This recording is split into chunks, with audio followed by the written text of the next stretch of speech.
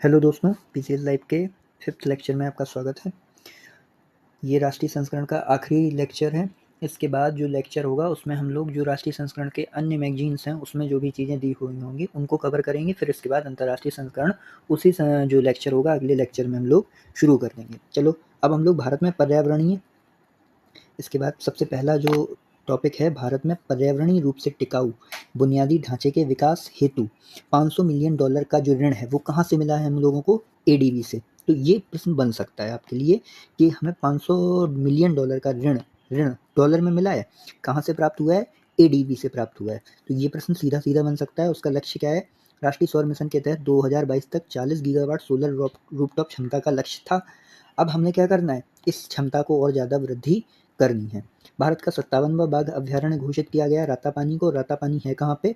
रातापानी है मध्य प्रदेश में। ये चीज़ आपको याद रखनी है। वन्यजीव जो अधिनियम है 1972, उसके अंतर्गत ये जो बाघ अभ्यारण्य उनको घोषित किया जाता है। तो भारत में टोटल अब 58 बाघ अभ्यारण्य हो गए हैं और 58वें बाघ अभ्यारण्य के बारे में हम लोग देखेंगे आगे। इब्का इंटरनेशनल बिग कैट अलायंस 9 अप्रैल 2023 को पीएम द्वारा लॉन्च किया गया और यह प्रोजेक्ट टाइगर के 50 वर्ष पूर्ण होने के जश्न में मनाया गया था। अब 29 फरवरी 2024 को आईबीसीए की स्थापना को कैबिनेट ने मंजूरी दे दी है, जिसका मुख्यालय कहाँ पे है? भारत में। तो इब्का की स्थापना हो गई है। 29 फरवरी 2024 को इब्का की स्थापना हो गई है। ठीक, 9 अप्रैल 2023 को पीएम मोदी द्वारा इसको लॉन्च किया गया था। ठीक, देखो इब्का की स्थापना 29 फरवरी को नहीं हुई, बल्कि कैबिनेट ने इसकी स्थापना को मंजूरी प्रदान कर दी है। मुख्यालय कहाँ पे? भारत में। अब 7 बिग कैट के संरक्षण हेतु ये है, जगुआर और प्यूमा छोड़ के भारत में जो कैट प्रजाति होती हैं उनमें 5 पाई जाती हैं, जिनमें जगुआर और प्यूमा नहीं आते हैं। गंगा नदी डॉल्फिन टैगिंग पहल, तो असम ने ये गंगा नदी की डॉल्फिन को पहली बार सैटेलाइट टैगिंग करने के लिए उपयोग किया है। अब इसके बाद हम लोग बढ़ते हैं आगे। सोरेंग जिला सिक्किम का देश का पहला ऑर्गेनिक फिशरीज क्लस्टर बन गया है। तो ये प्रश्न आपके लिए बन सकता है कि भारत का पहला ऑर्गेनिक फिशरीज क्लस्टर कौन है? सोरेंग जिला सिक्किम का। जीनोम इंडिया परियोजना, जीनोम मतलब जीनोम एडिटिंग करना, जीनोम एडिटिंग का मतलब आनुवांशिक विविधता का मानचित्रण करना। पीएम मोदी द्वारा 2020 में शुरू किया गया था और परियोजना में 99 जाति समूहों को कवर करते हुए 10,074 नमूनों में जीनोम का सफलतापूर्वक अनुक्रमण किया गया। फरीदाबाद स्थित भारतीय जैविक डेटा केंद्र में इसको रखा गया है। अब निमेसुलाइड क्या है? ये गैर स्टेरॉयड एंटी इन्फ्लेमेटरी दवा, गिद्धों पर वैसेले प्रभाव की पुष्टि हो गई है इस पर।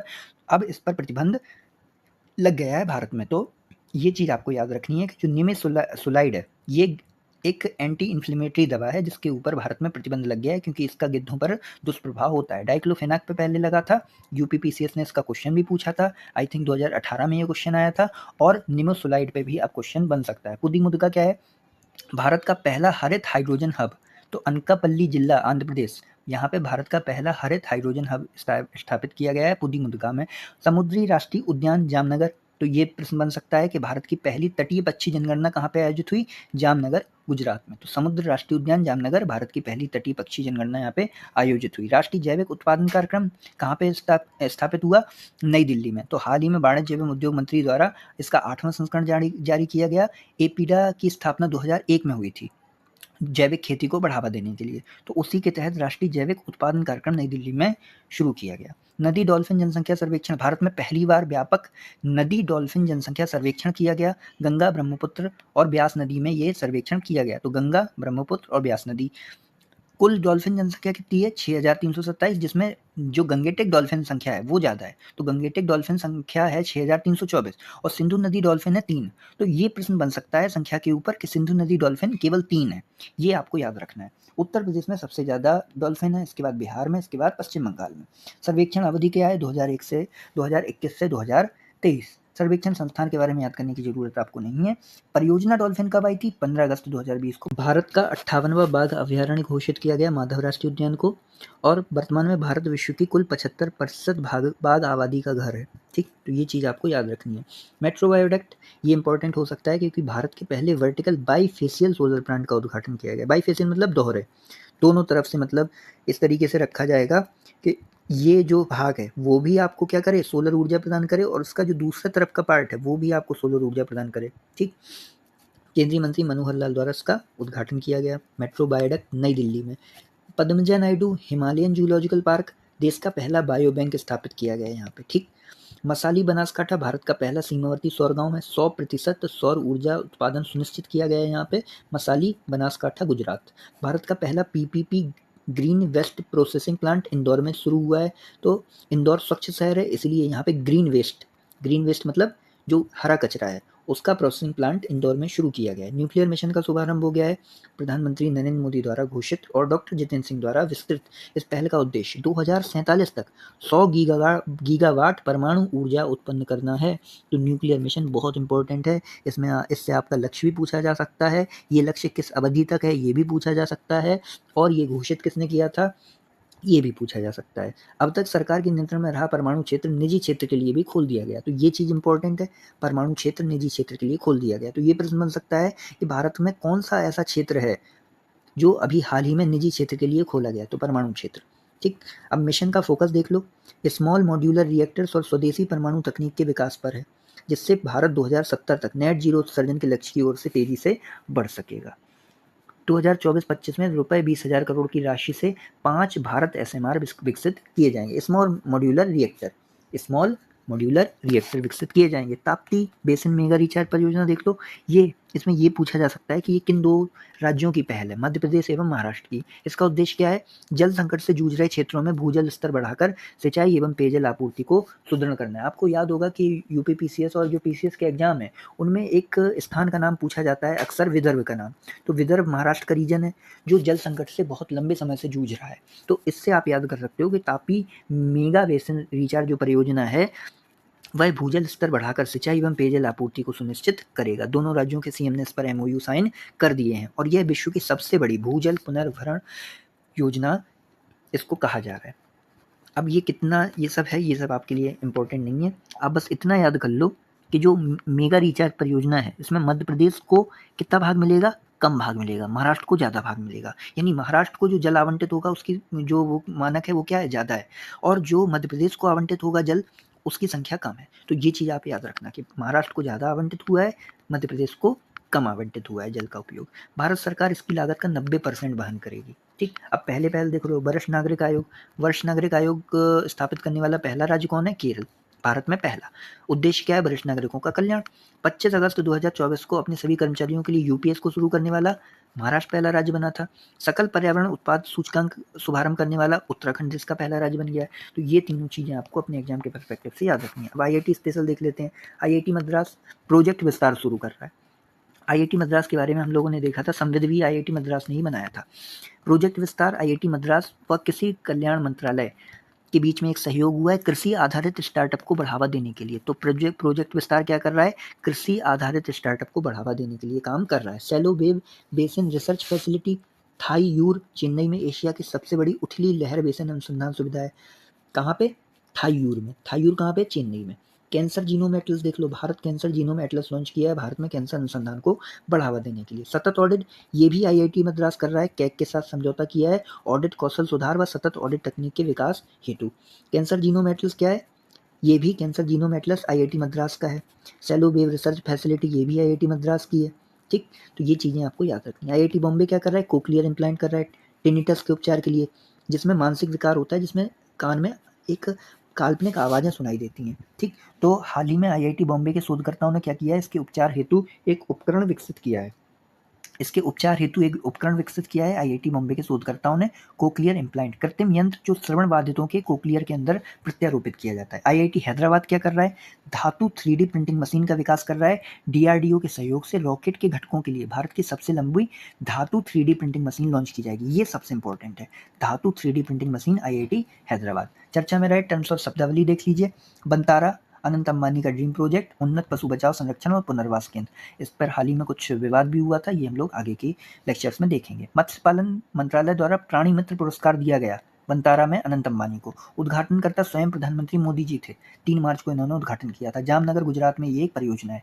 केशव कुंज क्या है, आरएसएस का नया कार्यालय, झंडेवाला नई दिल्ली में, मोहन भागवत जी द्वारा इसका उद्घाटन किया गया।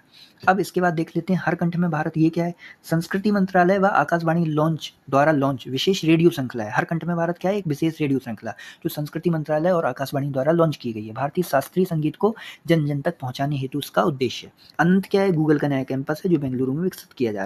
पयोधी क्या है, मानव मिल्क बैंक है जो एम्स में आरंभ किया जा रहा है।